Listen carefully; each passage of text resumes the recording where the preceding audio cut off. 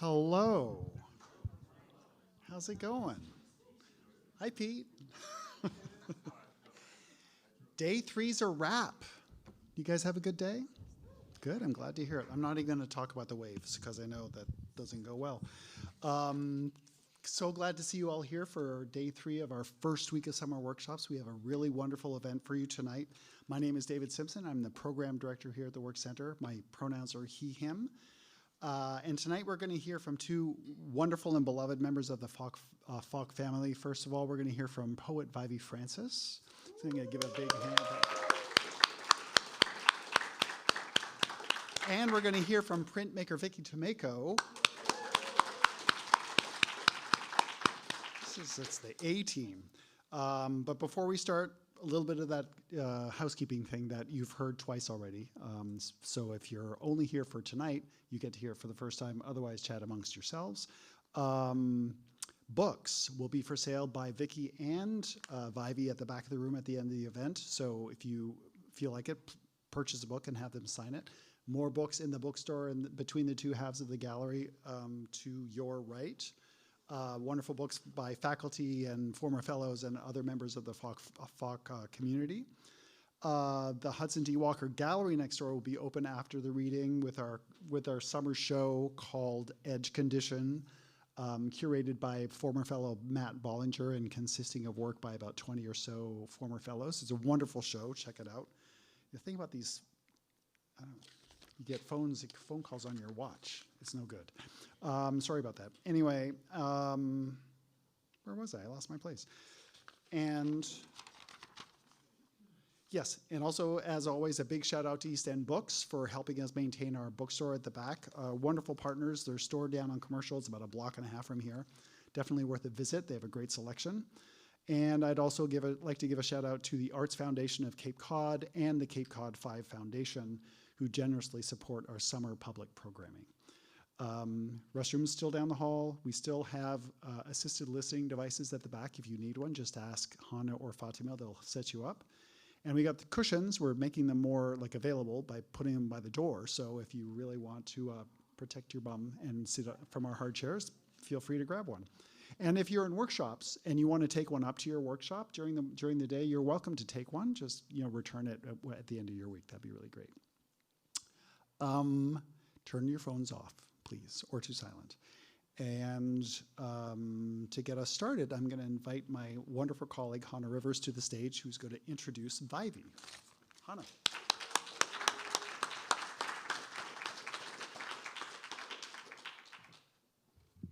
Thank you, David. Sometimes these things can feel like introductions, but I'm really honored to introduce Vievee Francis. Poet Vievee Francis was born in San Angelo, Texas in 1963. She is the author of 4 books of poetry: Blue Tail Fly, Horse in the Dark, winner of the Canem Northwestern University Poetry Prize for a second collection; Forest Primeval, winner of the Hurston Wright Legacy Award and the 2017 Kingsley Tufts Award; and most recently, The Shared World.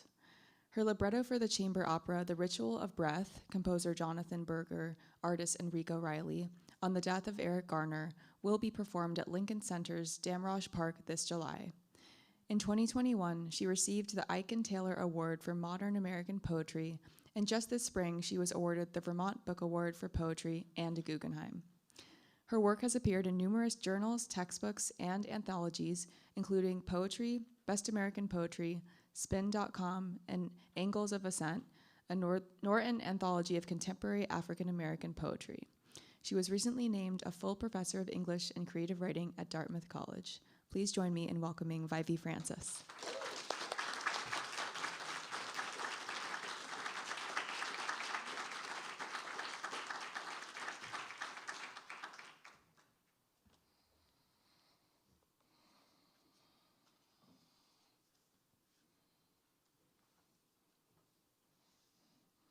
Hello.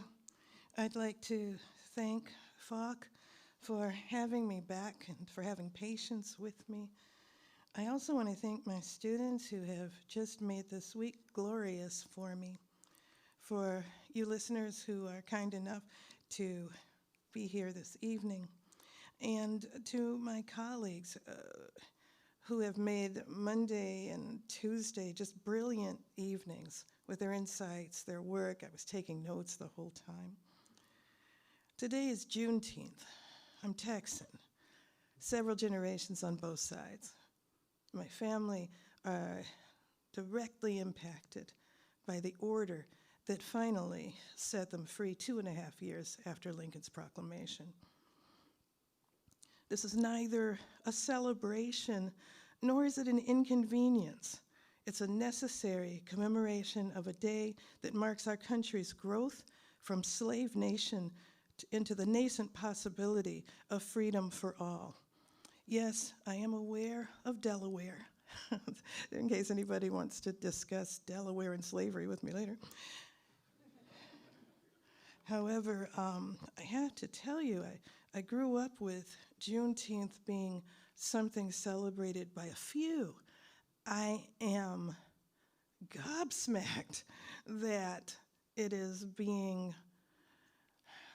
commemorated by an entire nation. I'm not sure how to process it yet, but I'm happy about it. I'm going to read a few of the poems from my latest book, The Shared World, and I'm going to talk about some of these poems betwixt and between, which I don't usually do, but I'd like to share my process around this book. It opens with a quote from Naomi Shihab-Nye. And I looked around that gate of late and weary ones, and I thought, this is the world I want to live in, the shared world. This was an attempt to say that no matter how awful this world, and considering how beautiful this world, I want to be here. That was a decision that was hard for me to make, having spent 3 decades inside of an oppressive suicidal ideation. The idea that I wanted to stay no matter what, it was something that changed my life and that I didn't share because I didn't share with anyone the kind of dark depression I had been caught in for so long. So when I began this book, I went back through some of my older poems.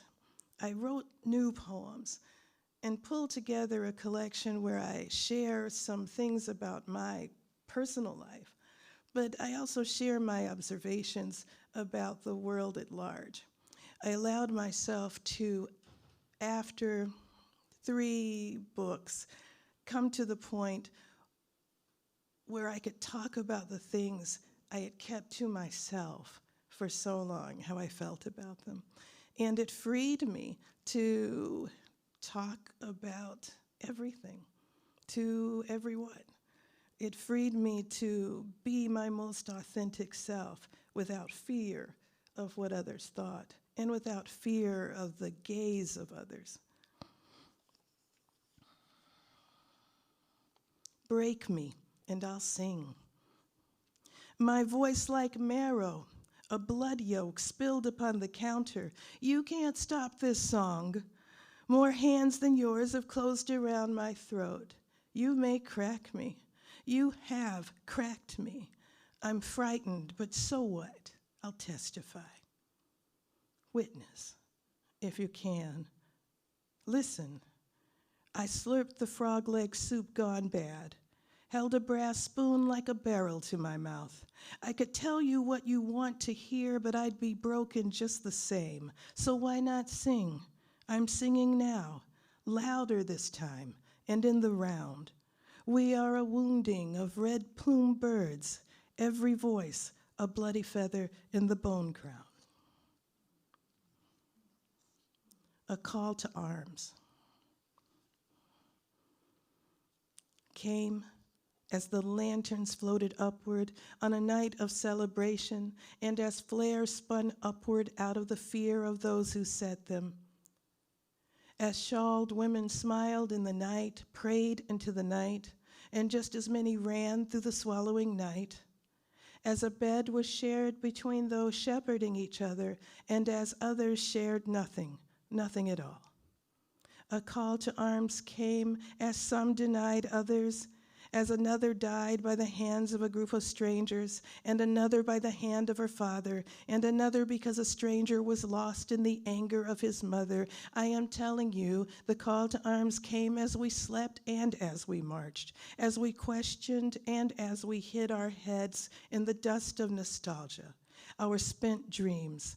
As bills came due, as the debt grew and values diminished, as women decided other women mattered less, as we raged and as we ignored the doors began to close and close and close and close and close, and those who had opened them were marked for death or forgetting, and those who kicked them down were marked for death or slander.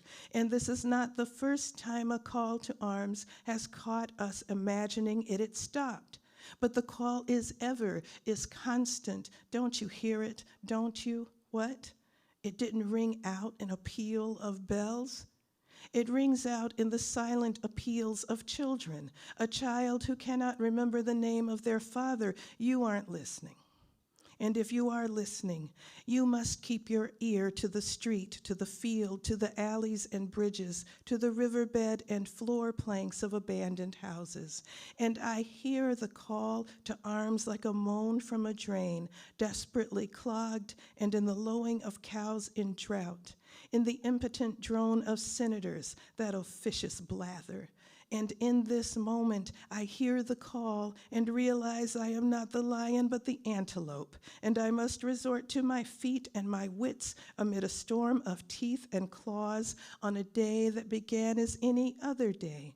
And I can't tell you why I hear what so many refuse to admit, like the pounding of your own hearts upon hearing this.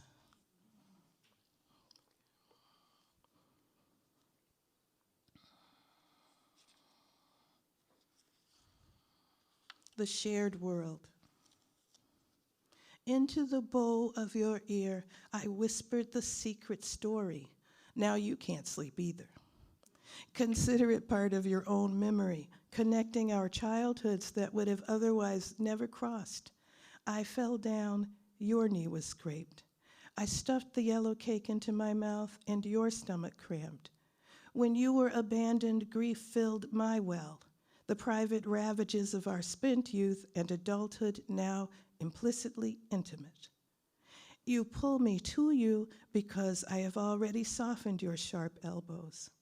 The pressure of your fingers in my shoulder leaves an impression as if in need I had touched myself.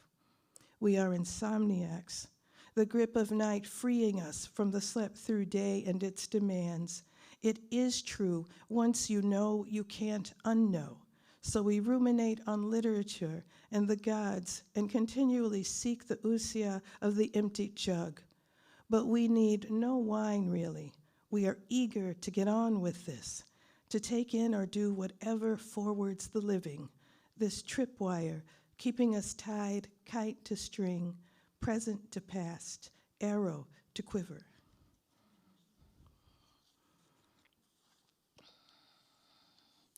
This, I believe, is the oldest poem in the book. People often think I just wrote this one. Sadly, I wrote this one, I think Matthew Olsman would have to tell you, perhaps 20 years ago. The poets who are our enemies are not writing for beauty's sake. Their poems come in bottles from the sea to be put to our ears like shells. There are poems in the sands of prison yards, backyards, sequestered under stones, stone that was once the walls of a city, of a station, of a house, of a room in the heart of a house.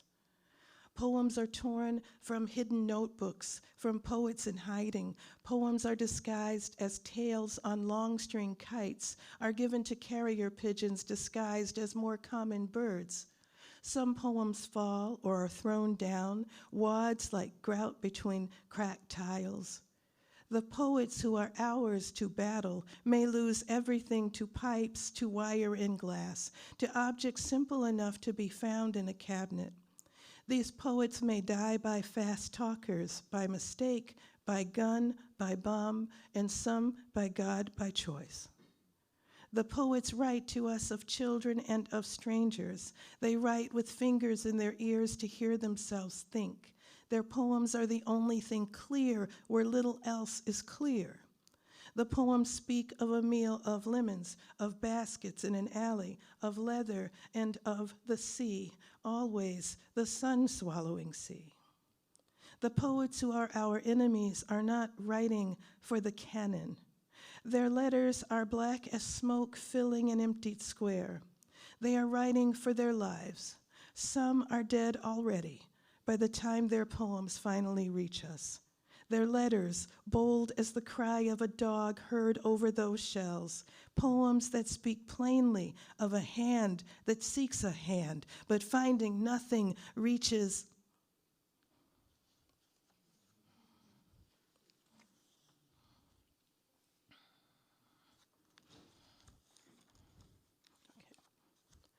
I've worn it 3 days in a row. The dress my mother died in. No, the dress I was wearing when my mother died. And I took pictures of myself. Self? No, of the dress, of my legs curled tight under the dress, only my ankles and feet showing. I held my arm up and back to take and did not want to show my head, my swollen eyes and chapped lips, and all that dried salt on my face. My face she could not bear to look at unless it was with disgust. My hair, never good, no good, and my unironed dress, this one I am wearing now with its white cotton underslip and its red embroidered paisley upon a white background. It is beautiful, even with me in it. Yes, I am not wearing a hat. She said, "You look so ugly in that hat." Wearing a hat. It was my favorite one of 3 hats. She had more than 100 hats stored in her basement in labeled hat boxes. They were her particular thing. Every Sunday a new one, perched proudly as a bird of paradise, though only the males are so presentable. But she was once a tomboy, and so was her mother, so she hated my teacups and my dollies that I couldn't sleep without, like I slept that day when I found out she had died.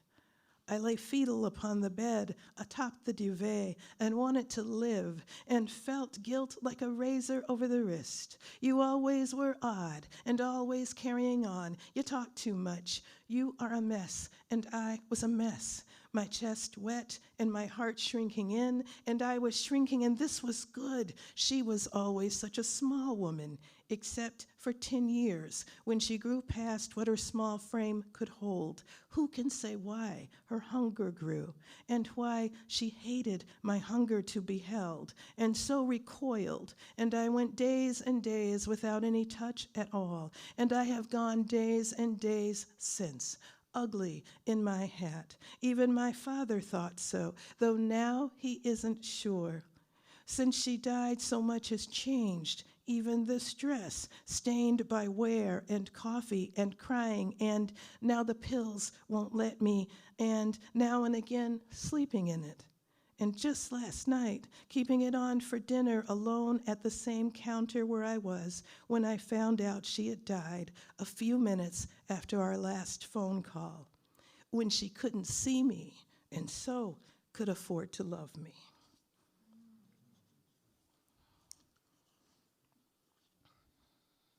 Now, I did not realize this.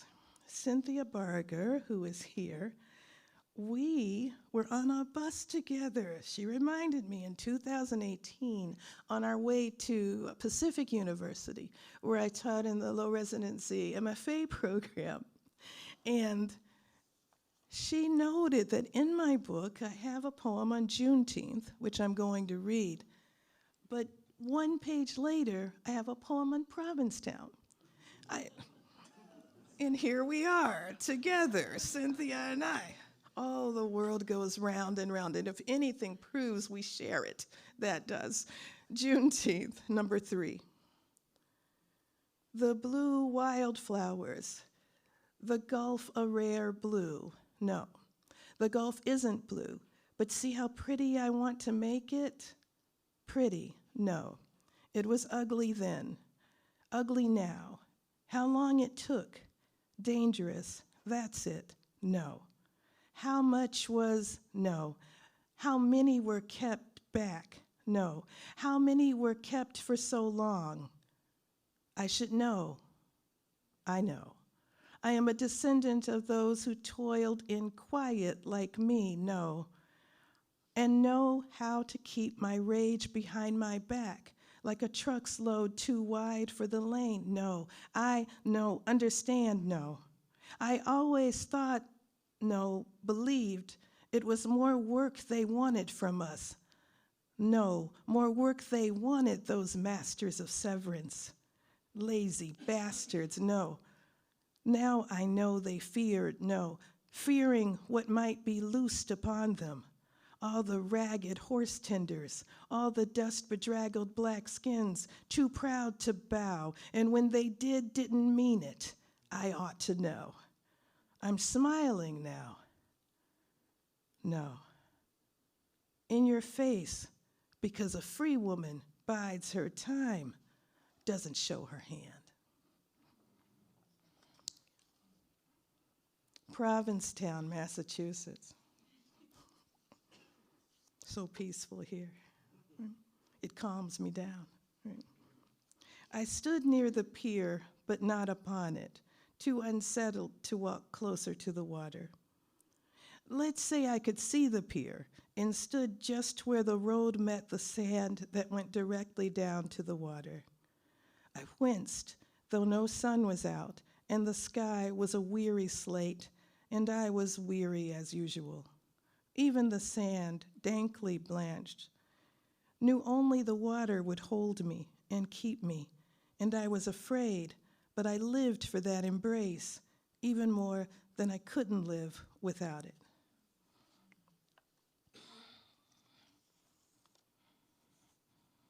I've been thinking about love again. I'm always thinking about love. Those who live to have it and those who live to give it. Of course, there are those for whom both are true, but never in the same measure. Those who have it to give are like cardinals in the snow, so easy and beautifully lit. Summer rabbits, hard to see, except for those who would prey upon them, all that softness and quaking in blood. Those who want it cannot be satisfied. Eagle-eyed and with such talons any furred thing will do. So easy to rip out a heart when it's throbbing so hard. I wander out into the winter. I know what I am. This book really begins with a photograph. So if you go in the back, you can see it better, but I think you can see this fairly well. We see Galway Canal. That's who that is. Galway Canal, 1965, with his student, Harriet Richardson. And Galway had just walked the Selma Bridge, and he was hit in the back of his head, actually, though the blood shows on the front, by a police officer's billy club. When I saw that photograph, I just knew this is what I wanted. All of my texts are texts towards an extraordinary and radical sharing, if you will. I think we should be with whomever we choose to be with. I write texts towards, they used to call them integration groups. You would see what you may not notice when you watch those old reels, civil rights reels during the civil rights movement. There were integration clubs that were pushing for the allowance of interracial marriage. So I'm always looking at different types of relationships between different groups, and the idea of the government legislating who we are with, who we can talk to, where we can go, repels me to an extraordinary extent. So they are not a couple, Galway and a student. That's a student-teacher relationship. But here's this instructor going down south to help these black Southerners in their push towards civil rights. That's amazing to me. And in that push towards civil rights, I wind up being able to be with the husband I have now, because in the year I was born, we couldn't have legally married. The thought of that enrages me. So I'm constantly thinking about our interactions across several lines. 1965 for Matthew. In Selma that day, the photograph, the way she is looking at him, not his name, his pallor, not the city, nor the event, not even the blood on his neck. When I saw the picture, I realized someone cared enough to take it. There was only one lens. Then the entire world wasn't always watching. She pressed that cloth to his neck as intimately as a kiss whispered into the channel of an ear, spontaneously, sudden and overwhelming as a father's embrace after a father's failure to embrace. I was 2 years old. It was before I knew what I was born into. It would have been illegal for me to have married my husband. My husband stares at the picture and, enraged, considers the context and the stakes. But a man so compassionate cannot easily take in its lack. It takes the violating or the violated to know. The reward of courage is this. My husband told his parents he would marry me, period. He expected his parents to live up to the values they espoused. They have. If I cry, my blue-eyed father-in-law, whose own father left Germany during the nascent rise of Hitler, cries. Galway's eye to Harriet's, his student, brown as my eye. Look at the way he looks at her, like a sun rising twice to be Galway that day, looking into the face of the tender after terror. See the grace of gratitude, he being there, she being her. And I'm going to end on a Texas poem. I spent years trying to get rid of my Texas voice. My father moved us up to Detroit, where I had a voice that just wasn't tolerable, somewhere between North Georgia and East Texas, and they just weren't having it. Right? But there are many things about Texas I haven't lost. One of them is my love for a particular food called chitlins, and I know so many people look just like me who eat them, but they won't let anybody know. Have me make them in secret, right? Mm-hmm. I know how to feed a body. This poem is entitled, I Am the Only One I Know Who Can Cook Them. Oh, chitlins are pork intestines. I am the only one I know who can cook them. And my grandpa was in fact known for several counties round for his way with a pot. So, after hearing the great poet read about chitlins, I cried in my car for an hour without succor. I had said, I get your poem, and not many of us will bite into chitlins anymore, and you and I are covering similar material in our poems. But the poet heard a local and was busy signing books while I was busy being embarrassed. I was no yokel, but there I was with my sun-mottled face and my memories of ham-hocked collards and the cloy of cornbread and yams like a cologne coming off my skin, betraying my background of jukes and longhorns, sulfur 8, the Christmas coon, the rusting hoes and spades. But I'm the kind of goat that means to get up the goddamn mountain, no matter what howls or rips into me.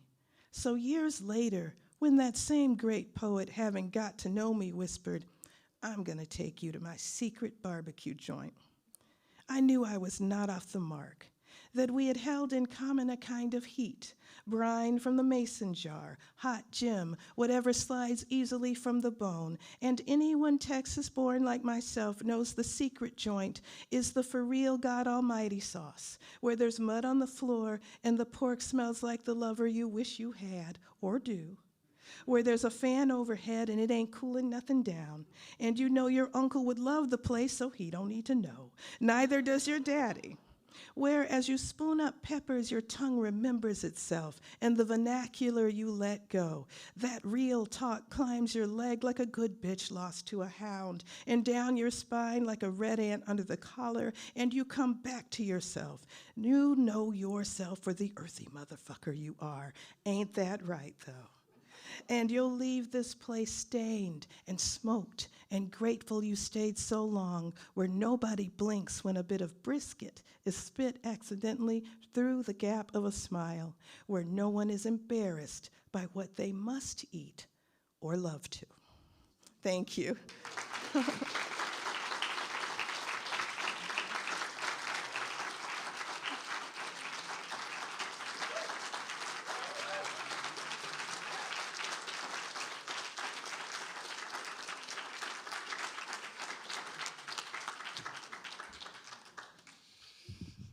Holy crap, that was great. Can we have another round of applause for Vievee Francis?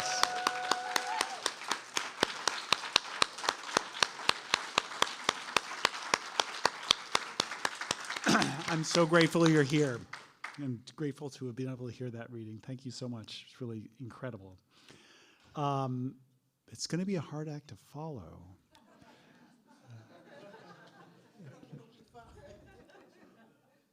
But before I get to that, I want to just make an observation that I've noticed that the sign-up sheet for tomorrow's student reading is coming along very nicely. And there is still a lot of spaces left that are empty. And I would only invite you and encourage you, if you haven't already, first of all, thank you and congratulations to everyone who has signed up, including the person who first signed up on the first day we were here on line 7.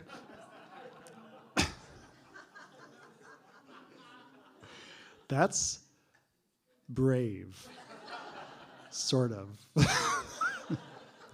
Anyway, I would encourage you, if you haven't already signed up, to do so. You won't be sorry.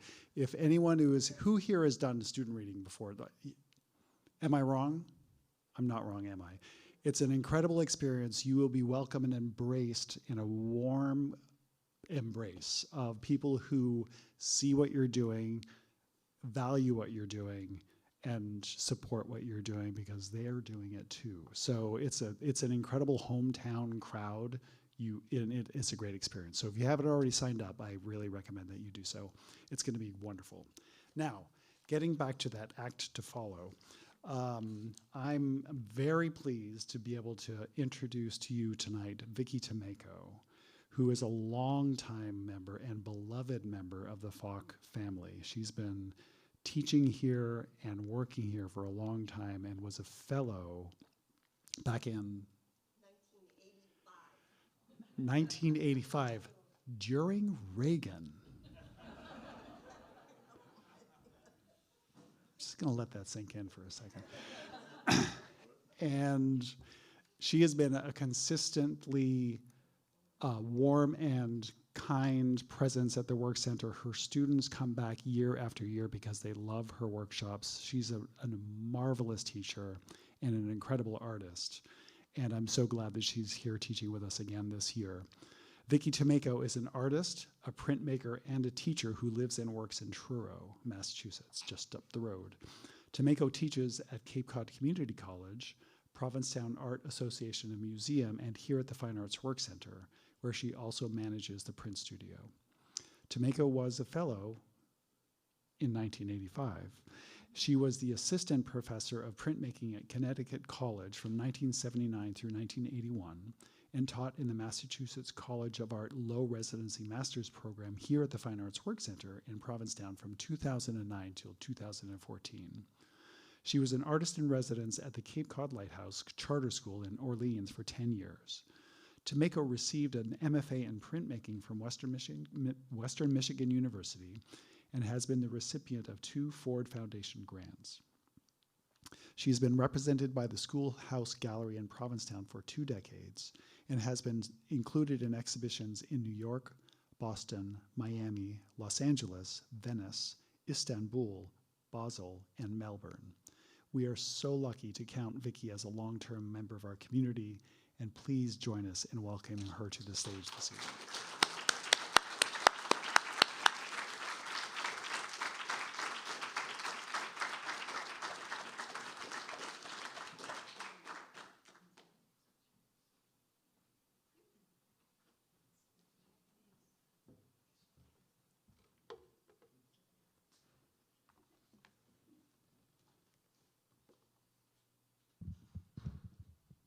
Thank you, David. Thank you, Vievee, for that beautiful reading. So moving. And thanks to my students and the Fine Arts Work Center. I'm really happy to be here tonight with all of you. Okay. So here we go. Am I pointing it the wrong way? Yes. Oop, back. When I found out that Vievee had spent some time in Detroit, I decided to include some of my work influenced by time I spent in Detroit. I spent the first 22 years of my life living in Detroit, in the city. And when I returned years later, I still have family living there, so I go back to visit. I wanted to make some work that spoke about that. And when I was living in Detroit, going to college during the summers, I would work as a letter carrier for the U.S. Post Office. And so I decided to visit, on one return trip, I decided to visit the neighborhoods where I delivered mail, and I found them pretty transformed. A lot more space. A lot of houses were not there that had been there when I was delivering mail. So I made these pieces that were about kind of that, thinking about that. And if you look at, these are prints, they're mono prints, so they're one-of-a-kind works on paper. And the textures that you see on the print are the textures or the patterns that are inside of security envelopes. So they're connected to like walking those neighborhoods and delivering that mail. And this particular piece is called Carts. This one is called Detroit, I Love You. One of the things I noticed, even when I was growing up in Detroit, was oftentimes people didn't have those little carts to bring that you can buy now to put your groceries in and take them to your house. So people would just borrow a grocery cart, and they would take it to their house, and you would see it parked in the yard. And I always kind of liked that. So there are a lot of carts in these images.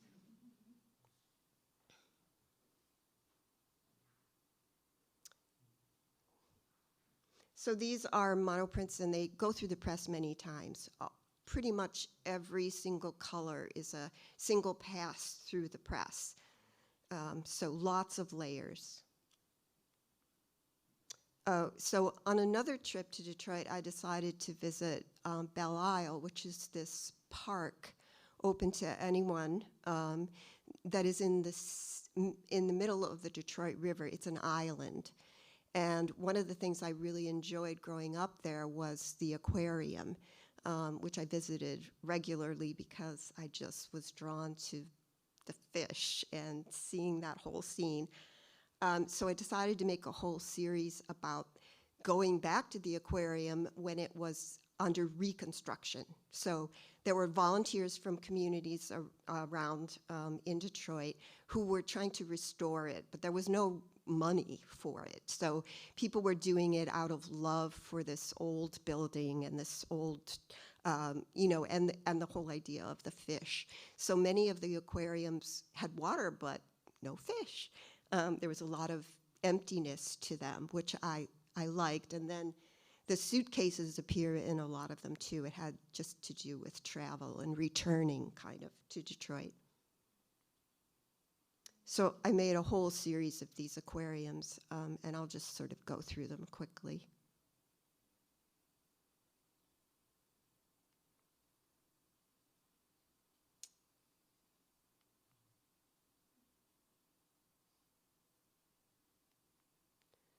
one of the guys that was restoring one of the tanks in the aquarium said that he had been to the Rouge River plant, which is an automobile plant, and in the ditches along the roadway, there were fish.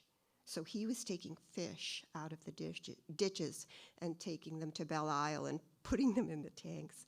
And I just thought that was kind of marvelous.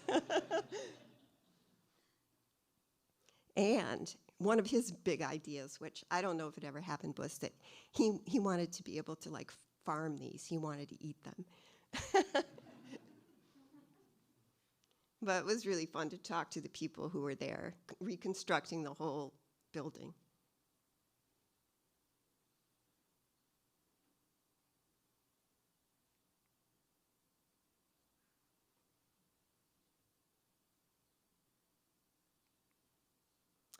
So I'm teaching silkscreen this week, and this is a silkscreen. And again, it's a monoprint. And every color is a different layer, so lots of layers. My work tends to take a long time because it takes me a long time to get all that color in there. So this is for people who don't know what silkscreen is. This is how it works. There's a frame that has a fabric stretched over it, and then you attach some kind of stencil to the screen, and then you use a squeegee, which is very much like a window cleaning thing, to push the ink through the screen, and it goes through onto the paper below.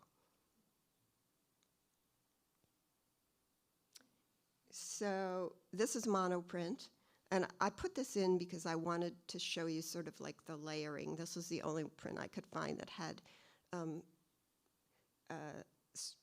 had this second one that shows you like the second layer. So first layer was black, and then a very transparent pink over the top, and then two more layers, a green and a red, and then I know I put some polka dots in there. This is not the finished image, but I just wanted to sort of give you an idea of what it's like to like look at these. So you look at them like a painting, and then you just start layering. But there's only one. This is a print I made of my my house. So this is my kitchen and what is now my dining room, but at the time my printing press was smack where the dining room table should be, or what is now. And I'm also really interested in nature and creatures, and I often invent my own creatures to inhabit my world. Sometimes it's nice to make something big, so this is a monoprint that is made up of 9 panels, so it's 7 feet across, actually. And I just use a piece of paper that's the size my press in my own studio will accommodate, and then I piece them together. And I often don't really care if things match up perfectly. But so this is a combination of lots of different kinds of printmaking. I often do all kinds of printmaking on the same print. This has a lot of silkscreen on it, and it's called It's Time to Go. And it's kind of about global warming. It's like, if you look at, you will see a lot of penguins and melting blocks of ice. And very much inspired by the Japanese printmaker Hokusai. This one is called Places to Sit. Also 9 panels.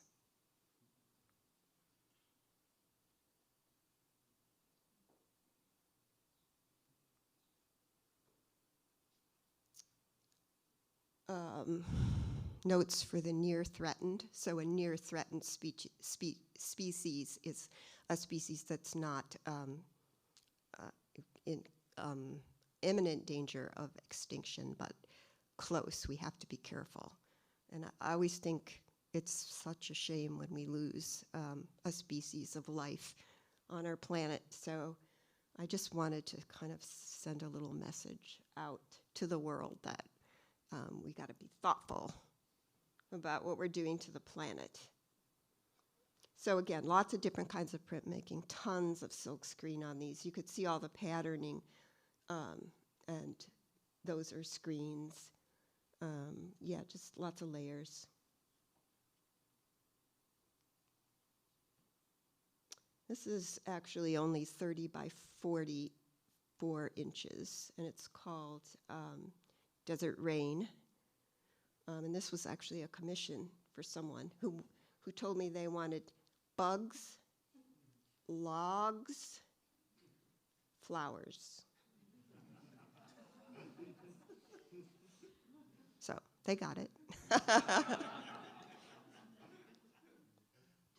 And this print I made right here in this print shop, because my press at home will not, in my own studio, won't accommodate 44 inches.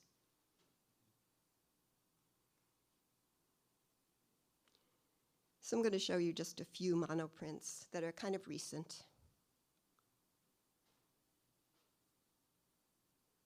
I do like bugs. And flowers.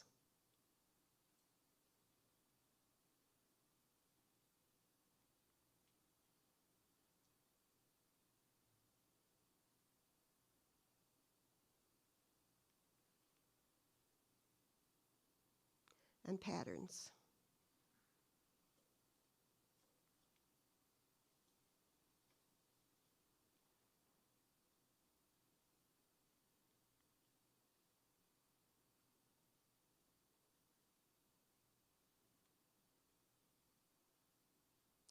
I use a lot of stencils in my work, not just the silk screens, but with other kinds of printmaking.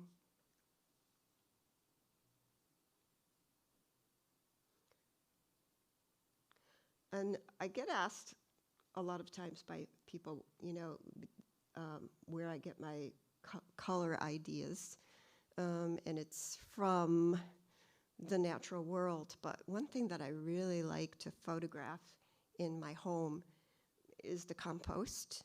Like whatever is in there, it's like accidental color. It's like coffee grounds and flower petals and,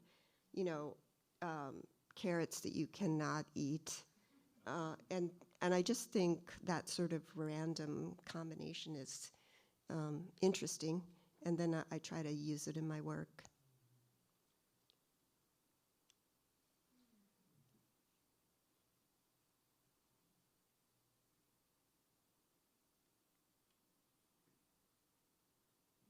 And I guess you can kind of see that. I mean, it's pretty direct.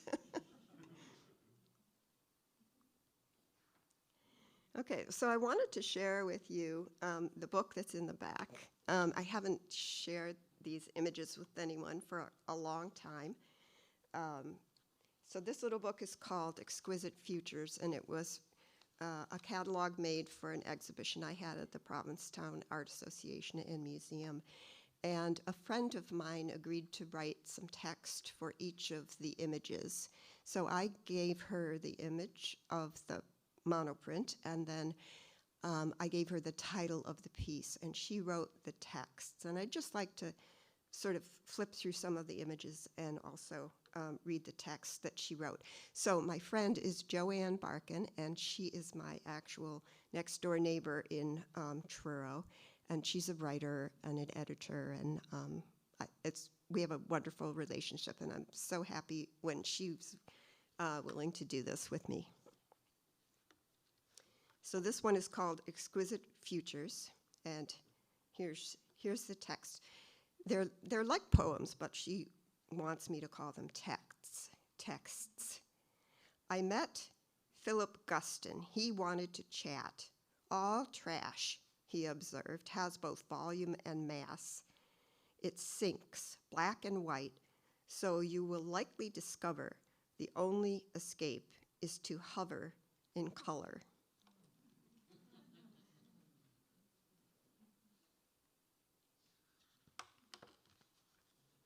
This one is called Madonna. Our Lady of Swimmers and Creatures with Fins appears unannounced where misfortune begins. She comforts young girls who have nebulous pain. They trust her true poise and her mean Mary Jane.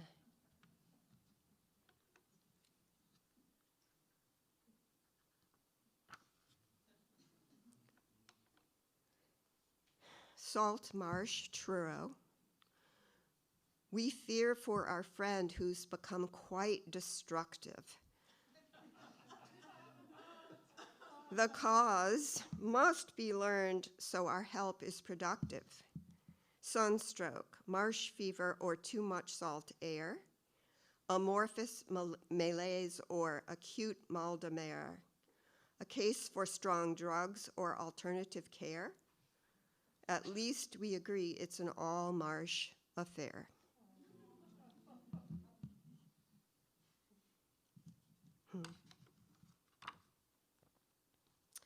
This is called autumnal equinox hunting.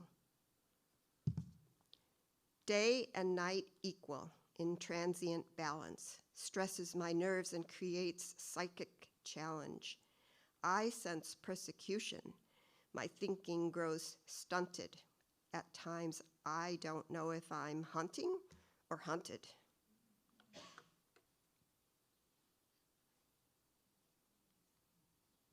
That was very much, all these have the Truro landscape in them.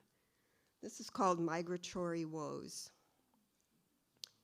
With heavy snows, paths that froze, frost-bit toes, as these things go, it could have been worse.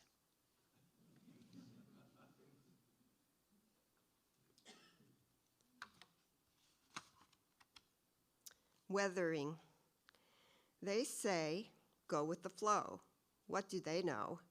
I blow in the wind. I brave the elements. I weather the weather. I burnish my patina. So I just felt like this collaboration was terrific because she knows me so well, and she was really able to pick up on the tenor of the images quite well. So I was happy with almost everything she wrote. The yellow rose or the white heart.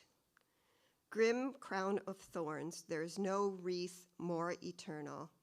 The colors are lush with a tinge of infernal. Entwined in the vine that defines their bleak jail, a rose has turned yellow, a heart has bled pale.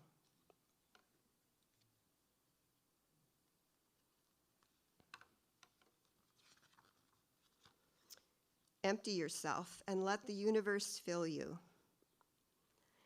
The wise will exercise, improvise, actualize, and otherwise figure out how to do this.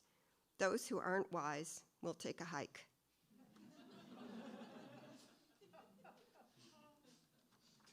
Barefoot.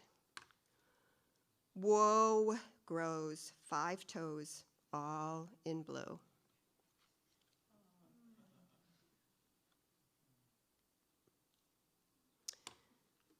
Ravine in spring for Charles Birchfield. You're here for the season?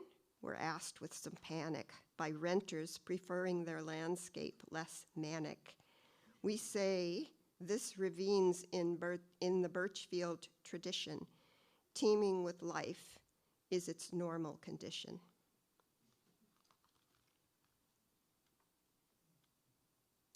So these are some other monoprints, just a couple. This one has a sort of creature boat powered by Brussels sprout.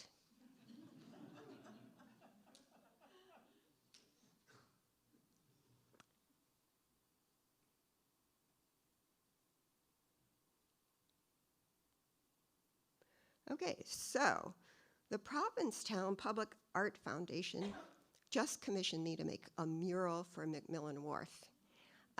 And I'm really excited about working on it.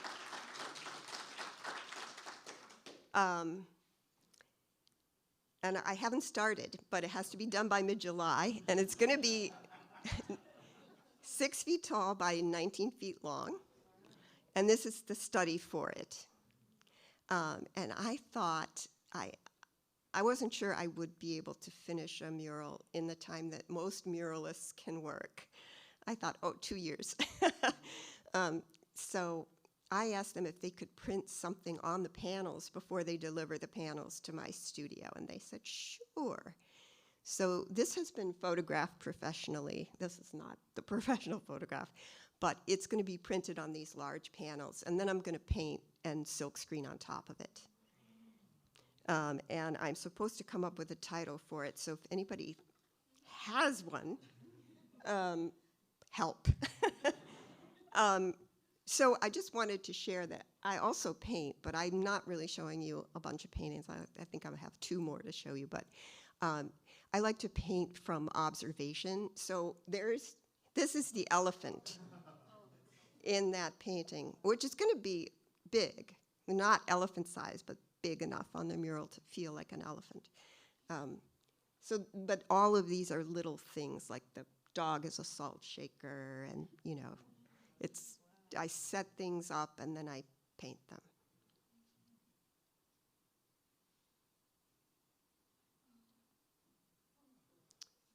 So I'm an animist, and I anthropomorphize animals quite a bit in my work. So also a painting. I'm just showing you 2 paintings besides. And this is the last one. This is a painting. Not mural size, but thank you so much.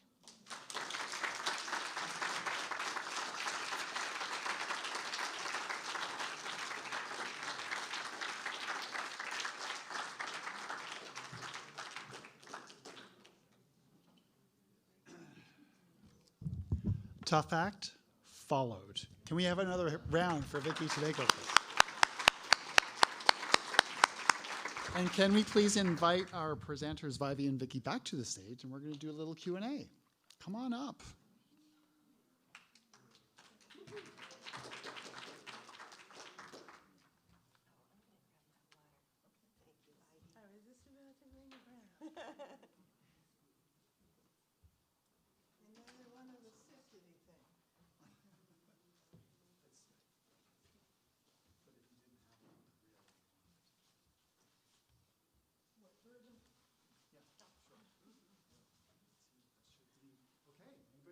Questions for Vievee or Vicky?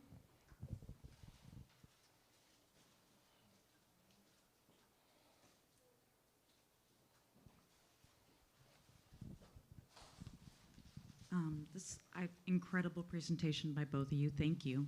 And Vicky, I was just wondering, when did you create those Detroit images? I was wondering that too.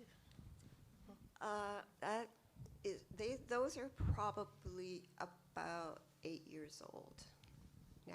Okay.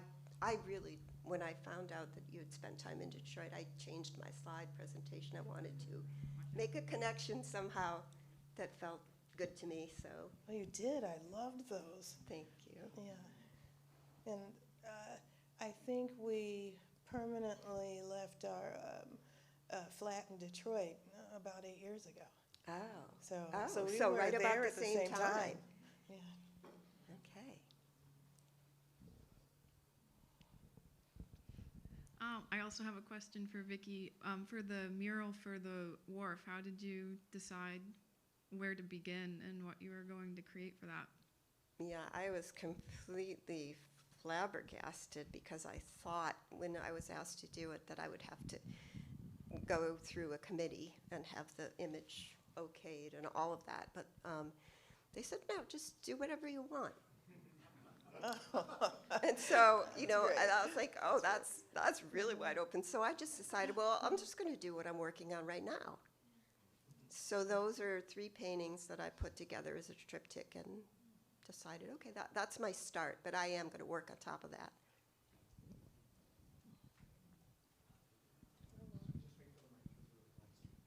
Speak to the mic. This question is for Vievee. I had never seen that photo of the Galway Canal. Where did you come across that? I literally saw it online. Online.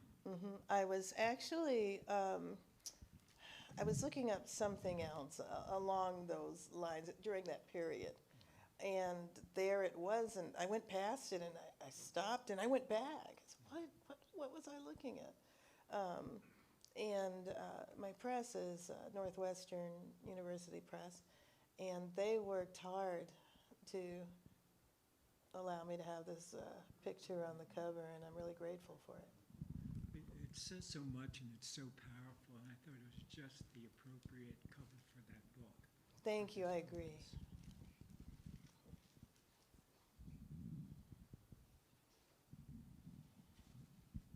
Almost a follow-up to that question. Had you seen the image before you wrote the piece, or did the piece get written and then the image kind of fell into your hands to mirror what was expressed? Actually, one of the reasons I love coming to FAWC is because so much of my work is ekphrastic. So I would say at least half of my work over the years is in response to visual arts. And I saw the photograph and the poem flowed from there.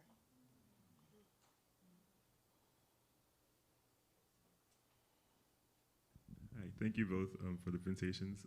Vievee, you mentioned that poem you had for 20 years before it got into the book. I was just wondering maybe how this book project seemed to call that poem back out of the past, or if you were just waiting for the right thematic space for that poem to live in. And I guess, did you change it much after going back to it after 20 years? No, I actually didn't change it. I wish I could have changed it so that it wouldn't speak to war. I put this poem in, the book came out about a year ago, and a book can take 1 year to 2 years to process through. So it's at least 2 years ago that I determined to use this poem. And I kept it as it was. When I first wrote the poem, I had a different ending that was a stronger ending. And so this is something that I talk about with my students all the time. And I think, Rowan, you're talking about closure in your class?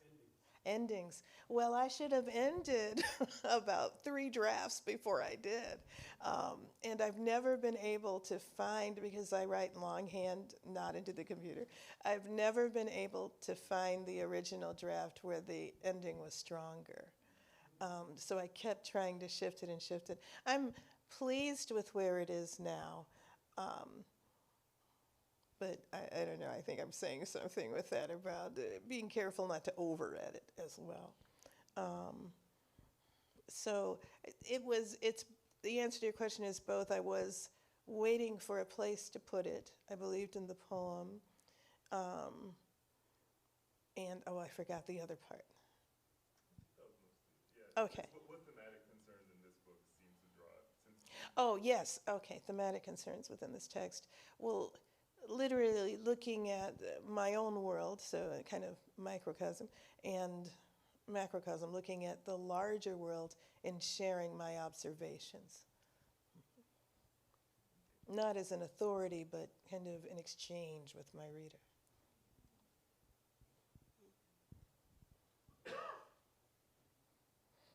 You, Vicky, what process, printmaking process, do you prefer?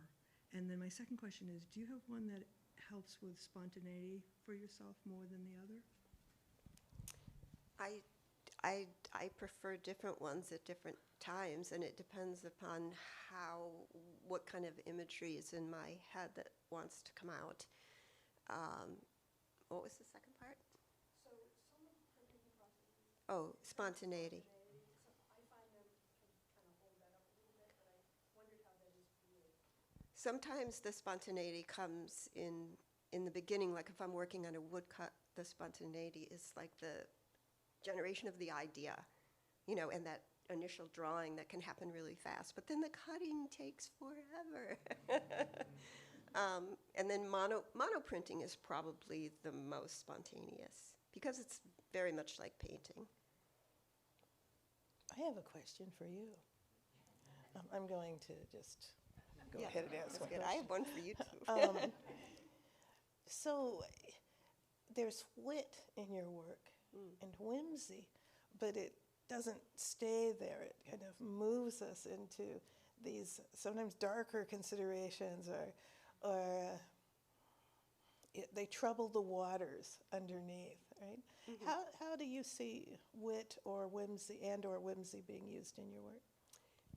Well, I always, I'm a colorist, so I love bright colors, and I try to draw the viewer in, and I would prefer to make whimsical, upbeat work all the time, but the world is just not like that, and life doesn't treat you like that all the time, so that you have to have a way to get that stuff out too.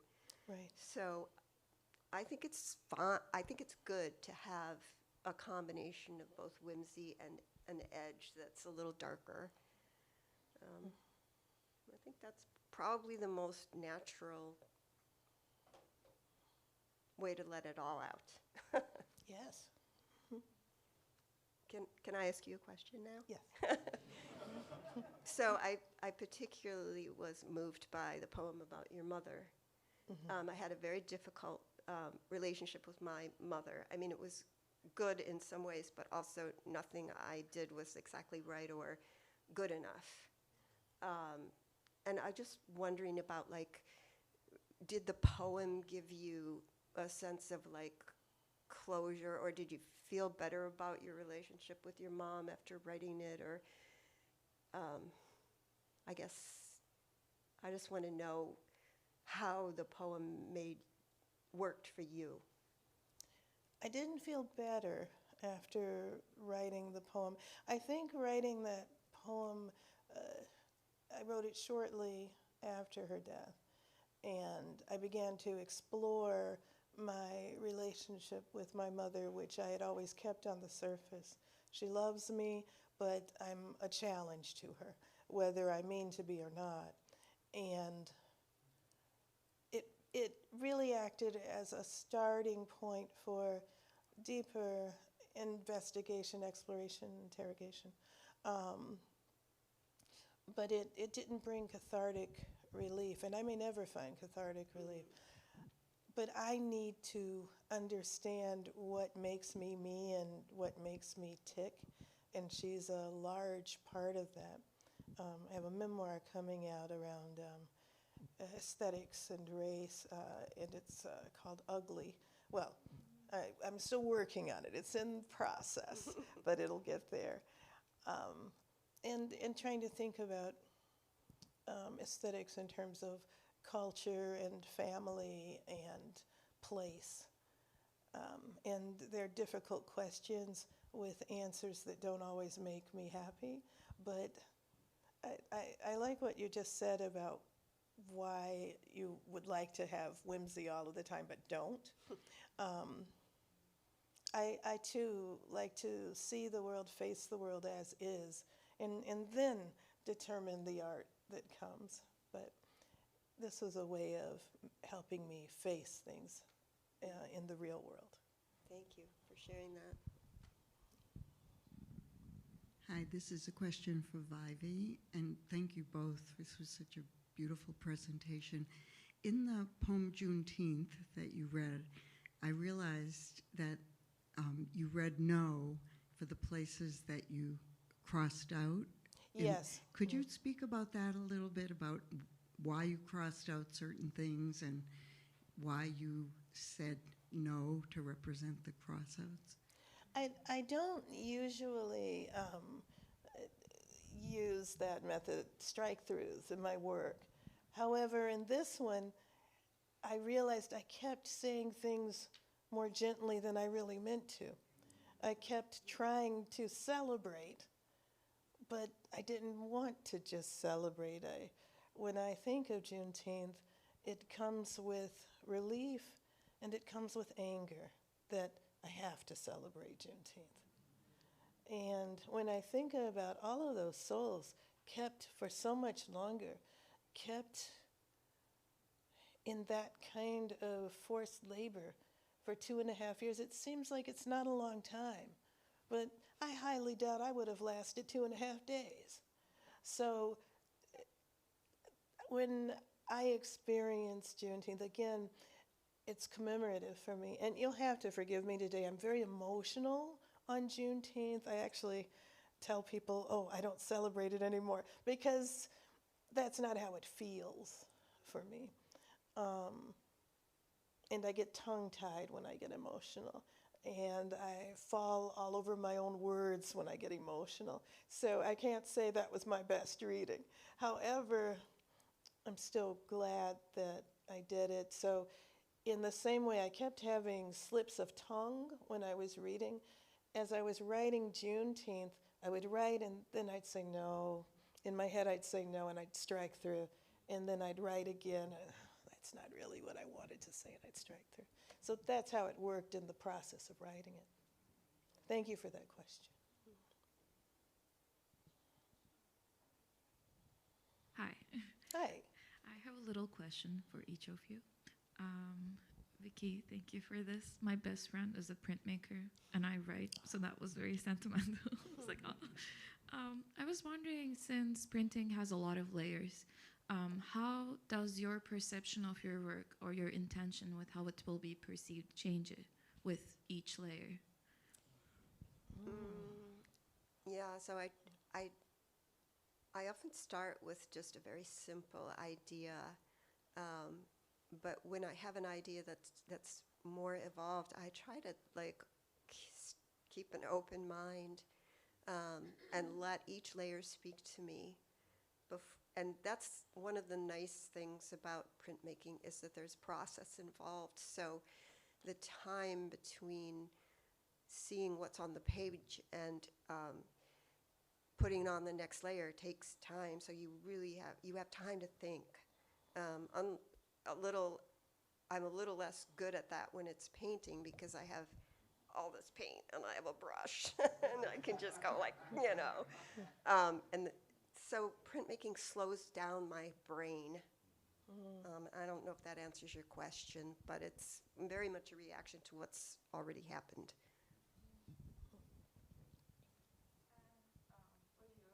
Oh, okay.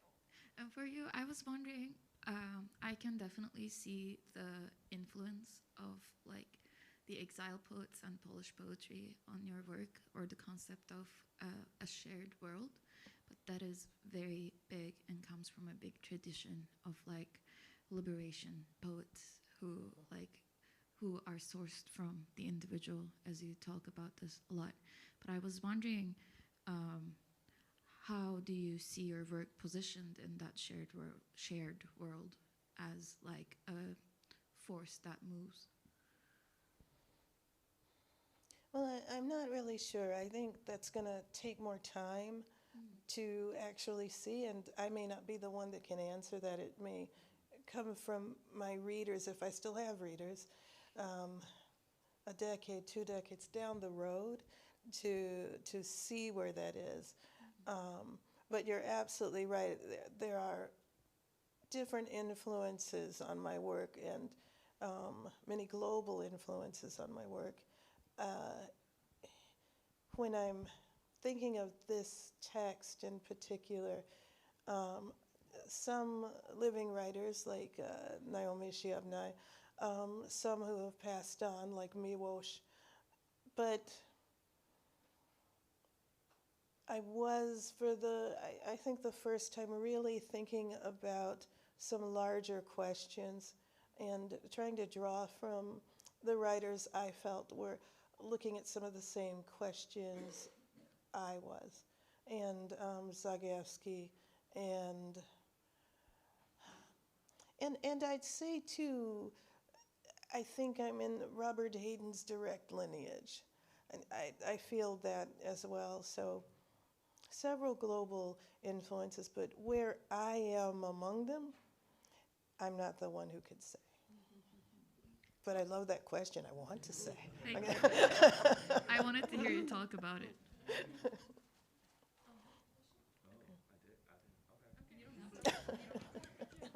Oh, hi. Yeah. Thank you all so much. I have a question.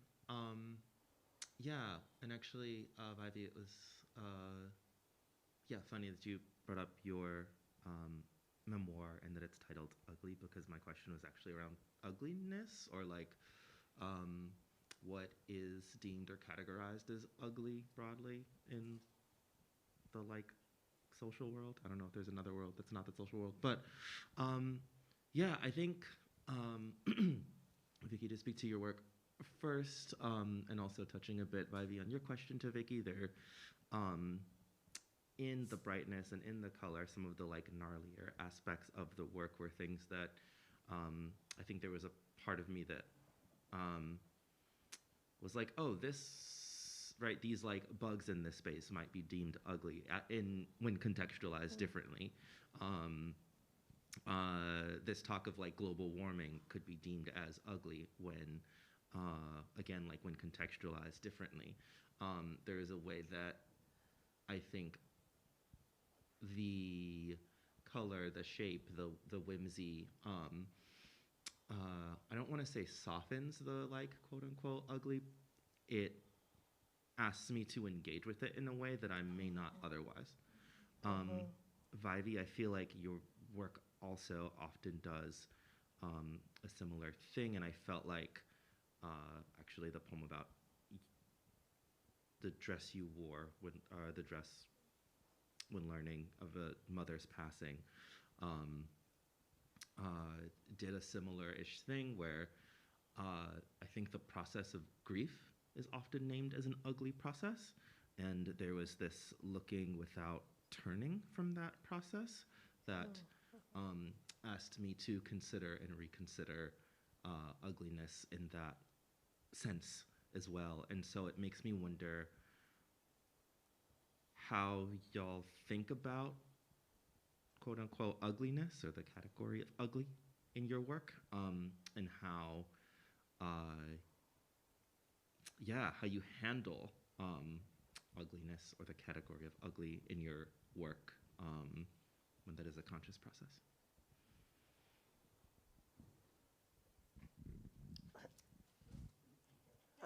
I think your observations are great. Yeah. I'm not sure how much to add. I don't know that I have anything to add, because I think you kind of summed up my feelings by your description. It's good. It was good. I mean, really, really nice for me to hear that and to know that I'm being understood. That's so well put. I absolutely feel within the question that you get what I'm doing. The answer to your question is I'm still in process. I barely survived considerations of ugliness growing up because I was called ugly so much, and it continued to be called ugly throughout my life, and I'm 60 now. That's a lot of years of being told that you physically are ugly. And I'm watching my partner back there because he finds me beautiful, but he is one person. And the numbers who have said the opposite are more than I could ever count, including the cultures themselves, right? My own culture and larger culture which holds my culture. So I learned to begin to explore it on the page, and I will probably be exploring that on the page, and it allows a particular relief in my life, but for the rest of my life. So it's an ongoing process.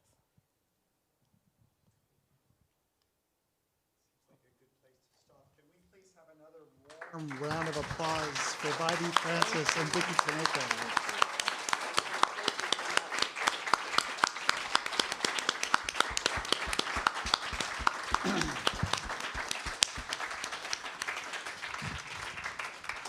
inspiring to us all. Thank you both. Remember, Vicky and Vievee will both be signing books at the back of the room. Feel free to check out our book selection and also check out the art exhibition in the gallery. And remember, tomorrow night is student night. And if you haven't signed up, please consider doing so. What time? Great question. The Visual Arts Open Studios will start at 4:30, along with a reception here on the deck with nibblies from Angel Foods and also beer from Provincetown Brewery and also wine from Truro Vineyards and seltzer and other beverages.